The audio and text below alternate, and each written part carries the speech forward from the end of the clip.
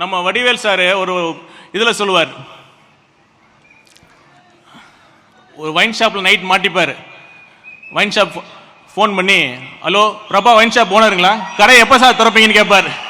அதே மாதிரி நம்ம சிஎம் சாருக்கு ஆஃபீஸுக்கு ஃபோன் பண்ணி, CM sir, hello CM sir, எப்போ சார் தமிழ்நாட்டுக்கு ரெகுலர் டிஜிபி போட போறீங்க, நம்ம எல்லாரும் கேட்கணும். சிஎம் ஆஃபீஸ் நம்பர் இருக்கு, நாம எல்லாம் ஃபோன் பண்ணணும். அப்போ வாச்சும் நம்ம சிஎம் சார் ரெகுலர் டிஜிபி போறாங்களான்னு பார்க்கலாம். ஏன்னா இதுதான் ஒரு அடிப்படை பணியே. ஆனால் அதெல்லாம் விட்டுட்டு அவருக்கு வேற எதுக்கெல்லாமோ நேரம் இருக்கு. பார்க்கலாம். டிவிகேக்கு 28%, 30% வாக்கு வங்கின்னு சொல்றோம்.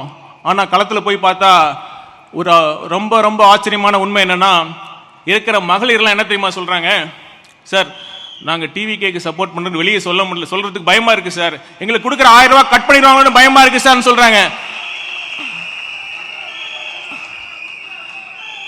அதனால நம்ம சகோதரர் சிடிஆர் சொன்ன மாதிரி நம்மளோட வாக்கு சதவீதம் அதை விட ரொம்ப ரொம்ப அதிகமா இருக்கு. தேர்தலில் பார்ப்பீங்க, தமிழக வெற்றி கழகத்தின் உண்மையான ஆதரவு எவ்வளவு இருக்கு நீங்க தமிழக தேர்தலில் நடக்கிறப்ப உங்களுக்கு நல்லா தெரியும். டெல்லியில ஆம் ஆத்மி கட்சி அறுதி பெரும்பான்மை பெற்று ஆட்சி அமைச்சாங்க. தமிழக மக்களுக்கு டெல்லி மக்களோட அரசியல் அறிவு கம்மியா, அரசியல் முதிர்ச்சி கம்மியா, பகுத்தறிவு பிறந்த ஊர் இது. கண்டிப்பாக தமிழக மக்களுக்கு அரசியல் அறிவு மிக மிக அதிகம்.